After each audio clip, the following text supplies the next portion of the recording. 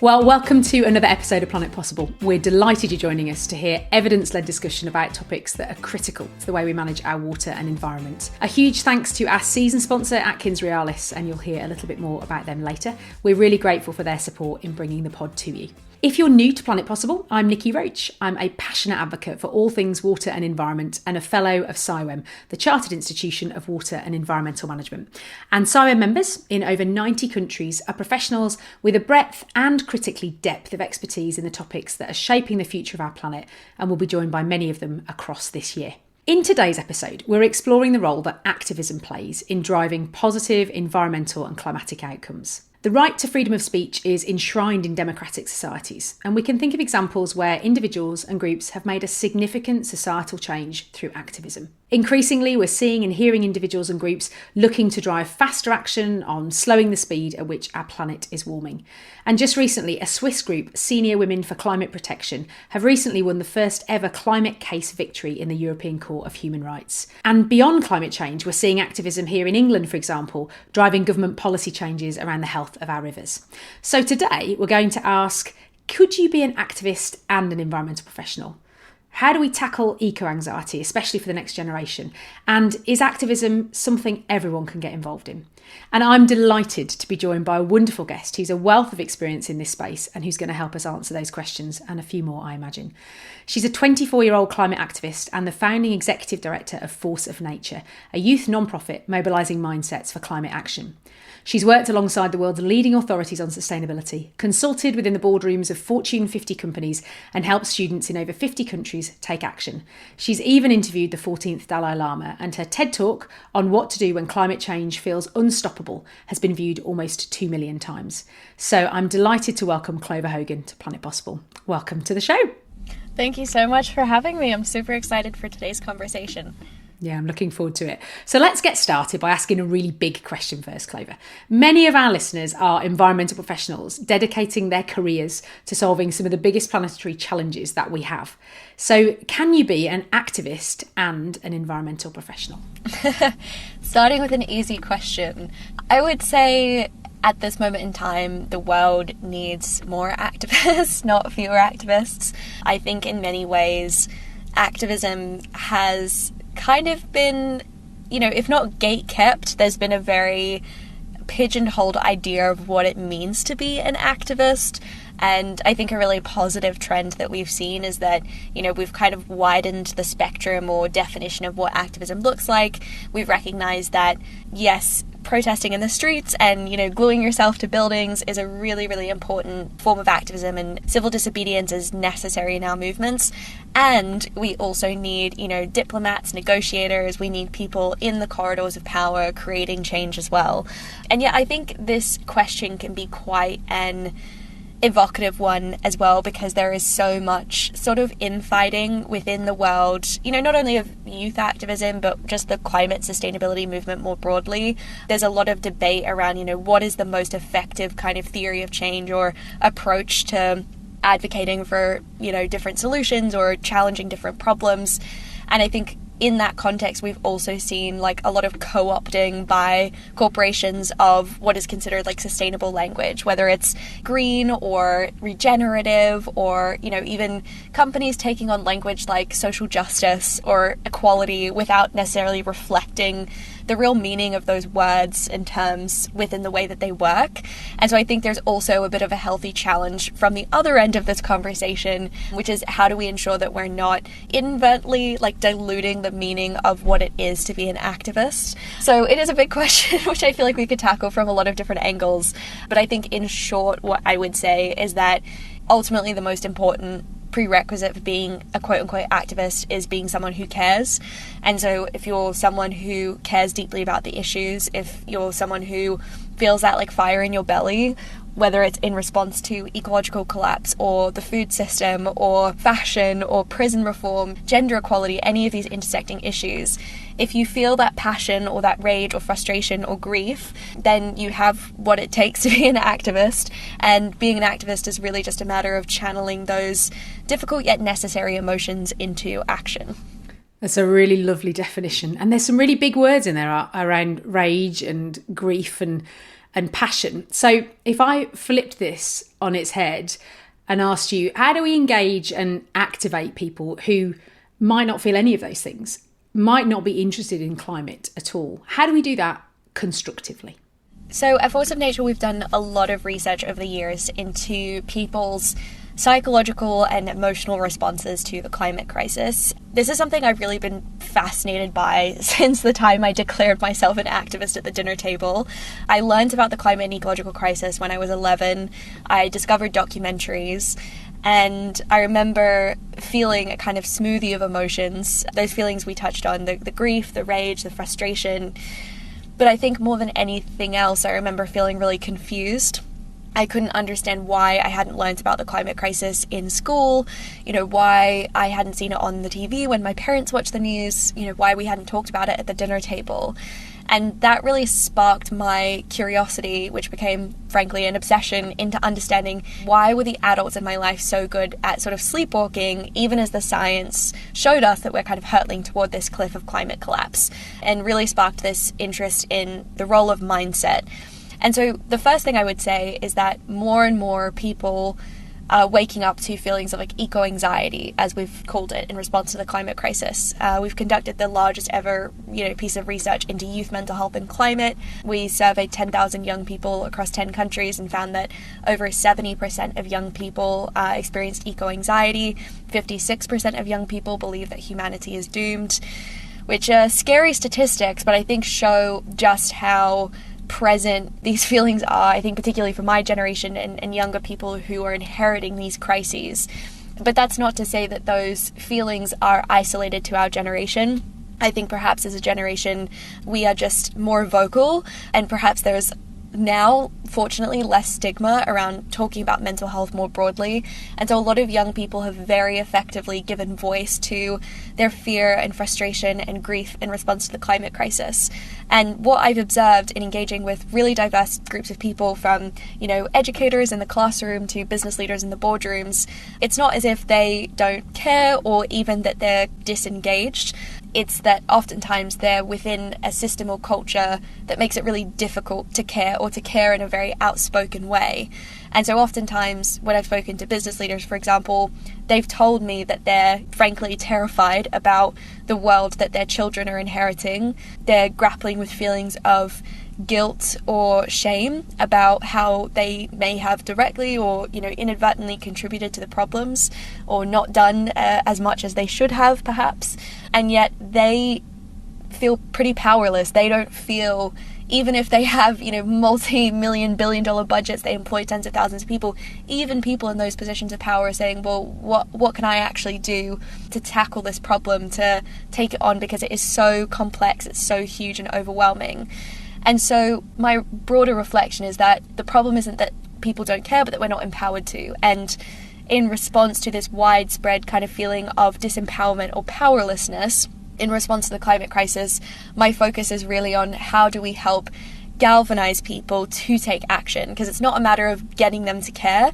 It's really a matter of creating pathways for people to make a difference and connect to that feeling of agency, so that they can look fully in the face of this problem, which is objectively overwhelming, but they can hold that truth with the truth that there is something that they can do as an individual working in collective with other people. There's a lot there. It's really interesting. And you've made me reflect on a good friend of mine and I were chatting recently, and her daughter's 13 and they always watch David Attenborough programmes together, and her daughter turned around recently and she didn't want to anymore because she felt defeated and so sad about the state of the world, really. So it's interesting to hear that connection you've made between objectively acknowledging the state of the situation, but also finding ways to create agency for yourself and do something about it. What role, if any, do you think age, and maybe more importantly experience, plays in the way that we respond to tackling climate change? Give me a feel for your experience. You are a young climate activist, and I use that word because you would describe yourself that way, I think. Give me a feel for how important you think that is and how it maybe affects the way that you approach the challenges we face.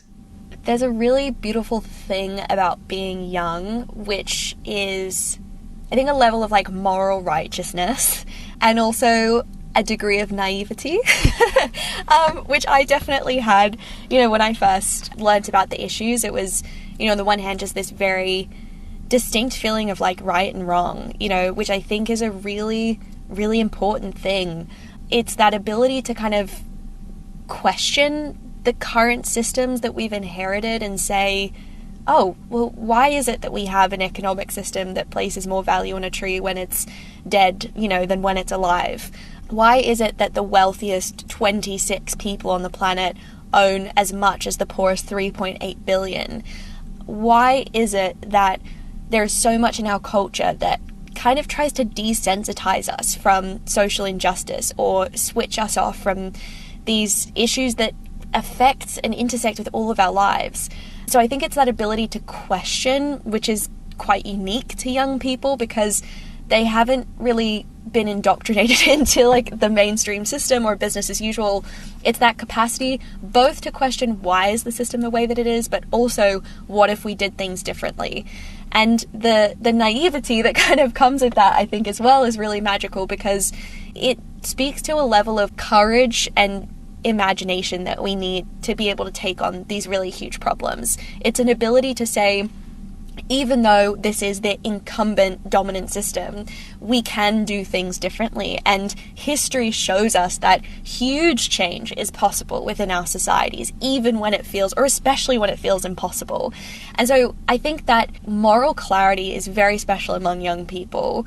And I think young people's ability to connect to the feelings of eco-anxiety and give voice to them are a real gift as well. And yet, what's really interesting, kind of relating to the conversation you had with your friend and their child, is that oftentimes parents want to protect their children from difficult things in the world, right? They want to protect them from things over which they don't have power or things that might make them uncomfortable. And I think this speaks to the broader climate around like mental health as well. In our culture, dominant Western culture, we've kind of been taught there's such thing as like good feelings and bad feelings, and we should try and pursue happiness and stay positive. And you see that even within the climate movement, there's a lot of pressure to, stay optimistic. I think the one question I get asked most consistently is like, what makes you hopeful? And there's a discomfort around like sitting in the overwhelm and the grief and the pain. And so I don't think we're really taught in our culture how to do that effectively or how to look for the gifts in those feelings, because eco-anxiety and all of its related emotions are ultimately evidence that we are awake to the crisis, right? In a culture that has taught us to sleepwalk, it's super important that we have those internal alarm bells that tell us, hey, something is really, really wrong. And if we don't have clear pathways channeling those difficult feelings or connecting to a sense of agency, that is when those feelings can ferment into a feeling of paralysis or powerlessness. And so a lot of our work at Force of Nature is destigmatizing eco-anxiety as a concept and validating young people in those feelings, saying, this is a really healthy, psychologically healthy response. You're not alone in those feelings. Lots of people feel the same way. They're a superpower in many ways. And let's figure out together how you can turn those feelings into the fuel that motivates you. Because ultimately, that feeling has been the prerequisite to any person throughout history who has changed the world. Whether it's the suffragettes, the civil rights movement, Stonewall Uprising, these were groups of people who came together, connected both through their rage and their heartbreak, but also their love and their sense of community and vision for another world that was possible. So we really try to get people to reconnect with those emotions, and I think that's where young people have a lot to teach older people. I'm nearing 25 now, which feels older. I can feel like the cynicism creeping up within me, frustration, and sometimes I want to switch off my feelings because I'm like, I just don't want to deal with that pain right now. I just want to watch like a trashy show on Netflix. But I think, it's super important to have this kind of intergenerational exchange where you connect young people with the adults in their lives, because it gives a space for young people to give voice to how they're feeling, and it can give license to the adults in their lives to connect with their own feelings and stop maybe digging their heads in the sand or, pulling the carpet over their heads to avoid really looking in the face of the issues. So yes, I think the power of young people is that depth of feeling and that capacity to really give voice to those feelings as well. I love your description of eco-anxiety as actually being a bit of a superpower. That's really interesting and really tapping into that. So it's a really healthy way of looking at it, I think. Our 2024 season of Planet Possible is supported by one of the leading engineering and design consultancies in the world, AtkinsRéalis. Here at Planet Possible, we bring a diverse range of voices from across the international water and environment sector to explore how to tackle some of the biggest challenges we face.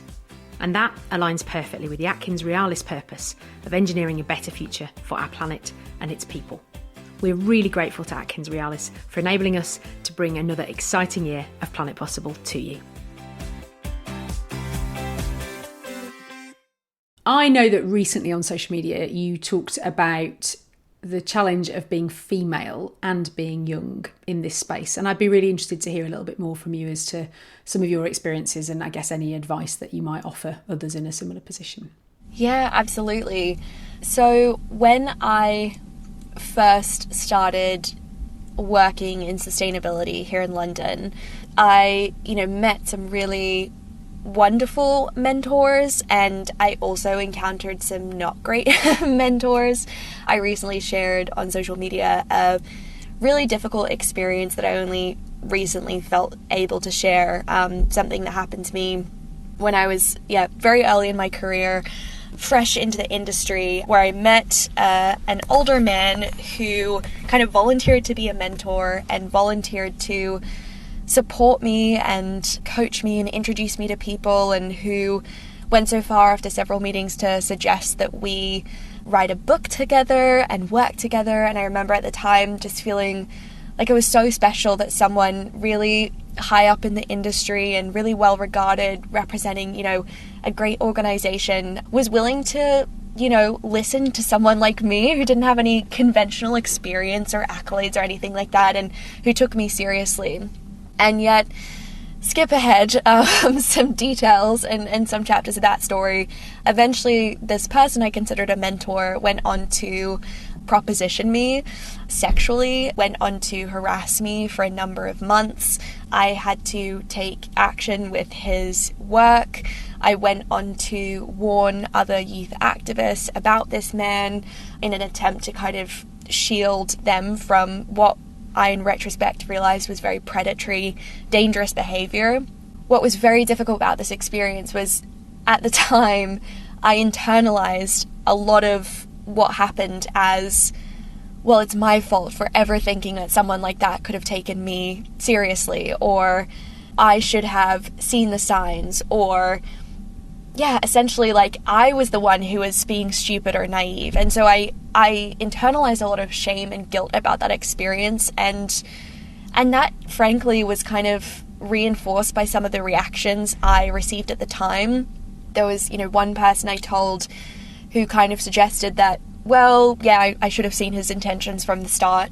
There was, another essentially colleague I told who said, I'm sorry you went through that. That sounds like a bad experience. You don't mind if I keep working with him, do you? In my mind at that time, I also thought that, like, if I were to ever come forward and, expose him or speak to this experience, like the story of so many Me Too experiences throughout history, like who is the world going to believe, right? And whose side are they going to take?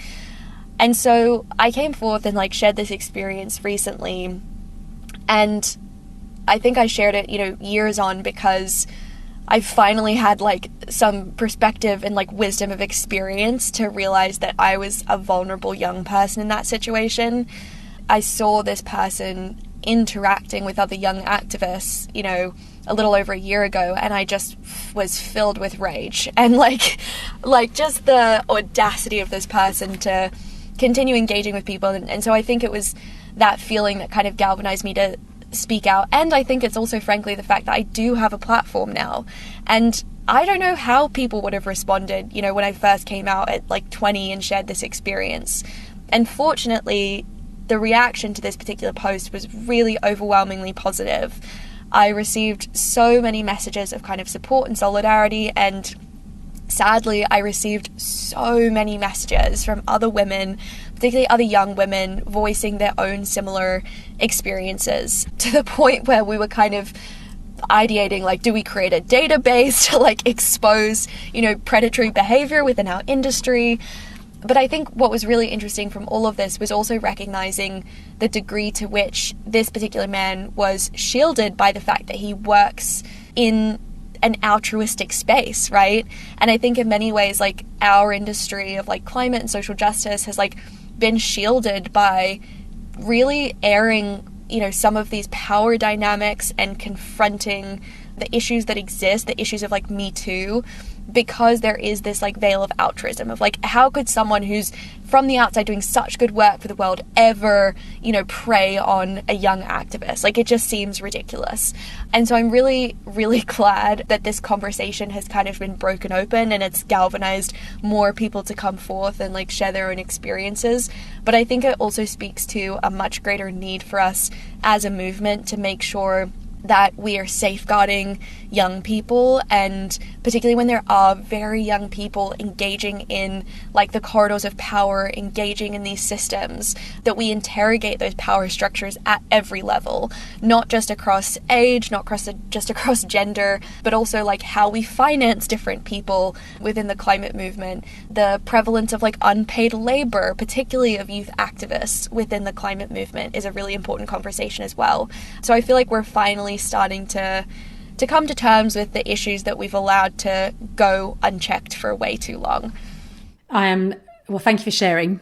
I am really impressed with the clarity with which you can articulate what you've been through, really. There's a lot in what you've just said, I'm sure, that will resonate with many, really, not just in the climate movement. If we sort of try and take a step back to look at the movement as a whole, I would be really interested to hear your thoughts on how it works as a movement. Does it need to be coordinated? Does grassroots work more effectively? How do you keep the climate movement, with all of the complexities, some of which you've just talked about and many others that we haven't, all of the different players? Yeah, how do you keep it moving? How do we keep moving forward positively?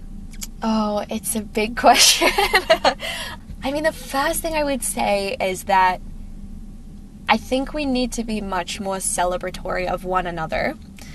I've observed that like corporations are really good at congratulating themselves for like their greenwashing and like half-assed efforts to do things on sustainability, which frustrates me to no end. But it makes me realize like what a gap there is in people working on climate sustainability, like uplifting one another and recognizing that there is a need for all of these diverse approaches to tackle climate change and its intersecting issues. Something that I've observed whenever I've gone to like COP or different climate conferences is that it can almost feel like a pitch fest.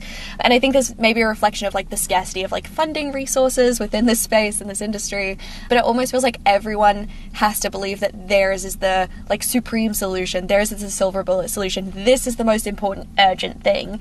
And as we know, like this is such a multifaceted crisis, like it is all important, it all needs to be happening at different levels with different approaches. We're talking about food, but also energy, we're talking about power systems, we're talking about politics, and that necessarily means that we need loads of different people from diverse backgrounds and lived experience working on a whole host of problems. So I think for one, just like embracing a much more celebratory culture and really uplifting one another. And this is something that I'm trying to really integrate into much more of my activism. Like season 1 of the Force of Nature podcast, I just interviewed ordinary people doing like extraordinary things, because I was like, we just need more stories of people who are like getting on and doing the work, and stories of, you know, people you don't hear from because they don't necessarily have the platform or the marketing machine behind them. So that is the first thing I would say. I think the second thing I would say is that we really need more space to connect on a superhuman level. I think in many ways we're inadvertently recreating the same systems and patterns of the system we're trying to change, because we're not creating space to connect, we're not creating space to breathe. It's such an urgent issue, and it's very easy to internalize that urgency. But that can then manifest as burnout. it manifests as just like exhaustion. And when you're in a very depleted place, it can then manifest as siloed working, or even like call out culture, like dragging other people rather than thinking, how do we work more effectively together? How do we work collaboratively, cooperatively? And so honestly, like taking time to rest, taking time to get together as a community and check in with one another and connect over like why it is really difficult, but also how we can be in better solidarity with one another is super important as well. Particularly within the youth climate movement, I've seen a lot of call out culture. We surveyed our community and found that over 80% of young people had not posted about issues they cared about on social media for fear of getting called out, for fear of being inconsistent or, framed as like hypocritical. And so there's also this like pressure of like perfection in activism, that you have to be doing all of the things all of the time, or you're somehow like not valid, or you're not allowed to have a say, you're not allowed to contribute. So I think, again, just like remembering our common humanity and ensuring that we're not dehumanizing or vilifying people we disagree with, but really thinking critically about how we can connect. And then the final thing I would say, I honestly could turn this into such a shopping list, but I'll keep this to the final thing. I would just say we need to expand as a movement. It's really funny, I'm sure you get this as well, like anytime you go to a sustainability or climate conference, it's really nice because you see like all of the same faces, but you're like, wow, is this like all of us? Like, where's everyone else? I think in many ways, like we're very siloed from like the rest of society. We need to like branch out, and we just generally need to become like a much more inclusive, broad church movement. And I think one of the biggest barriers to this is that like oftentimes we don't meet people where they are. We've been on this journey for a long time and we've arrived at a certain way in our thinking, and we expect everyone to share that worldview. Or we say, well, this is the reason why I care about this issue, so that's the reason you should care about it as well. And yet what I've learned as a communicator in this space is that like everyone has such radically different lived experience, different motives, different values, and it's our job as like storytellers, communicators, to actually find the common ground with people and say, it's okay if you don't care about like this thing called climate change, but maybe you care about like the way decisions are made in your community. Maybe you care about where your food comes from. Maybe a really pressing concern for you is like the cost of your energy bill. So let's talk about that. So I would say we have a real responsibility, and also we will only be effective when we actually bother to meet people where they are. And when we do that, I think we can create much more engaged, inclusive conversations that don't just mean we're kind of like shouting into this echo chamber of quote unquote climate and sustainability. There's so much in that. And I was going to ask you, what do you think professionals can learn from activists? But actually, I think you've given us a beautiful list of transferable skills there already. Something else I'm really interested in general, is unintended consequences, though. So are there any unintended consequences of activism? And if so, should we consider them a little bit more, do you think? Oh, I love unintended consequences. I remember learning about this in school and it like blew my mind open. Yeah, I mean, to break it down, unintended consequences, as the title suggests, is really just like anything that can directly or indirectly happen, just generally negative, as a result of a certain action we might take. I also like to remind people of like the inverse of unintended consequences, which are like co-benefits. So, what are the actions we can take that have a whole host of like rippling positive outcomes and knock-on effects? One thing I've observed, kind of to that last point around creating a broad church and making sure everyone has a seat at the table, is that within certain activist spaces, we are inadvertently like turning certain people off. And this is really hard. There's been like a lot of debate, for example, around like Just Stop Oil and Extinction Rebellion, and are these movements more effective at like centering the conversation around climate, or do they actually turn more people off? It's impossible to answer like in the binary, because I think it's yes and. I think it's like both in many instances.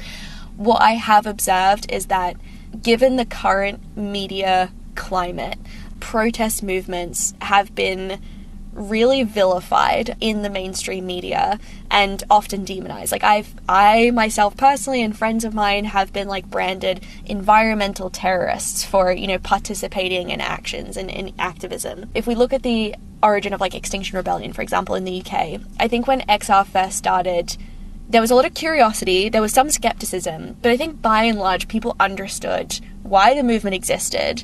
And I think it was unique in that the environment around XR, the energy was like very positive. It was quite celebratory. I remember going to my first XR protest and they were like giving out free food, there was music, they'd brought all of these like plants into the streets of London so you could imagine what a greener city would look like, and it felt really beautiful and like communal.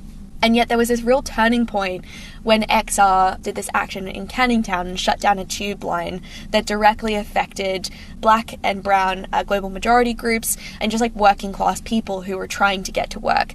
And there was this real tide change in the kind of conversation around movements like XR, because they were essentially saying, who are you hurting? Like, are you targeting politicians, business leaders, like people in power, or are you targeting people who are trying to use public transport, which is the more sustainable transport option, who are not, frankly, responsible for this crisis?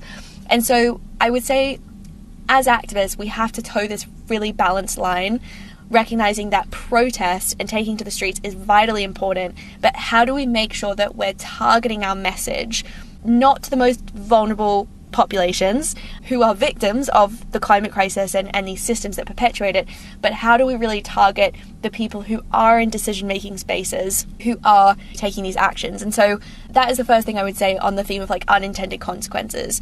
Make sure we're thinking about the media discourse and like the press around certain actions that we take. On the flip side of all of that, like I recently saw that like JSO were protesting on the roof of like Rishi Sunak's house, and I was like, pop off, that is a great idea. Like, the media is criticizing them for not being targeted enough. You cannot get more targeted than that. So I think those kind of actions are really, really powerful, and I would encourage more of that. So that is what I would say. And then just quickly on the theme of like co-benefits, I think ensuring that we are speaking to the positives of action. I think we can fall into a bit of a trap of just speaking to, you know, the problems and very negative framing around climate and sustainability as well. Like, don't eat meat, don't buy fast fashion, don't fly, when we could be saying like, hey, let's eat more plant-based, delicious, locally grown foods. Let's, you know, ride our bikes to work, because that's not just better for like congestion, it's better for people's health as well, and it makes for cleaner air. Reuse the clothes that we have, because it saves you money and it means you can buy pieces that you really, really love that you invest in for a long time. So simply changing the framing of what we're advocating for people to do, I think can become a much more compelling invitation than otherwise baking our advocacy in this like narrative of like self-sacrifice and why you have to give up the things that you love. Because ultimately climate activism is about creating more fair and equitable societies. It's ensuring more people have a voice in the decisions governing their lives. It's about protecting nature, thriving with and around and alongside nature. It's about equality, and those are all beautiful, inspiring, and incredible things. So I would love to see more of our conversation focused around those kind of co-benefits than purely speaking to the apocalyptic kind of like doomsday scenarios of what will happen if we fail to take action. I mean, I love that. I also would add that I think those of us who might be in roles that can influence the choices that, you know, consumers and customers have a responsibility to make the alternative as good, if not better. I remember years ago switching from a petrol car to an electric car, and I was a proper petrol head and loved driving and was a bit reticent but thought this is the right thing to do.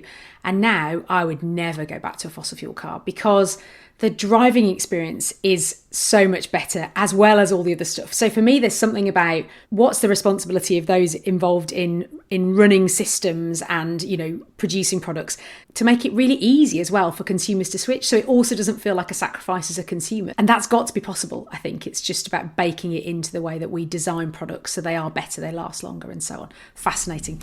I'm going to give you a final question though, Clover, and I ask all of my guests this.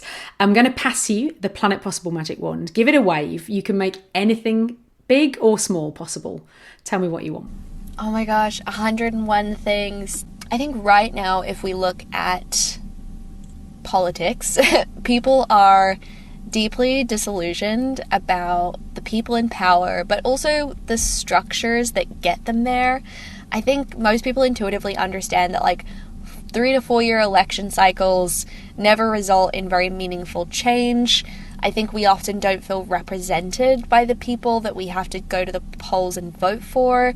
Like, politics for the average person feels like quite a token gesture. It's like there's one day of the year where maybe you show up and you vote for someone, but I think we're largely divorced from those decisions that are being made, and we're quite, at a time disconnected from our communities and what's happening locally. And so if I could wave a magic wand, it would be to change our political system to be one grounded in deliberative democracy, citizens' assemblies, essentially giving people a political voice and helping people to feel excited about politics, so it's not some shady system that doesn't really represent the average person, but it's a culmination of lots of people from diverse lived experience and diverse perspectives coming together to work around shared challenges to find solutions that serve us all. So my wish would be the very unambitious task of just rewriting our entire political system, essentially. Well, you did say at the beginning that the beautiful thing about the naivety of youth, and I'm not suggesting you are naive, but is that, you ask the really big questions. And I think it's really important to keep doing that regardless of age, isn't it? So it's a lovely one to finish on. Here we are at the end of another episode of Planet Possible. Thank you for joining us. I hope you found the conversation insightful. I hope it's given you something to think about in your world. Do subscribe to Planet Possible on your usual podcast player to never miss an episode. And we love to hear your ratings and reviews too. We've got more fantastic guests and topics lined up for the rest of the year, so I hope you'll join us for those. All that leaves me to say is a really huge thank you to my superb guest, Clover Hogan. Thank you, Clover. Thank you so much for having me. Total pleasure. That's it, everyone. Stay safe, and we'll see you next time.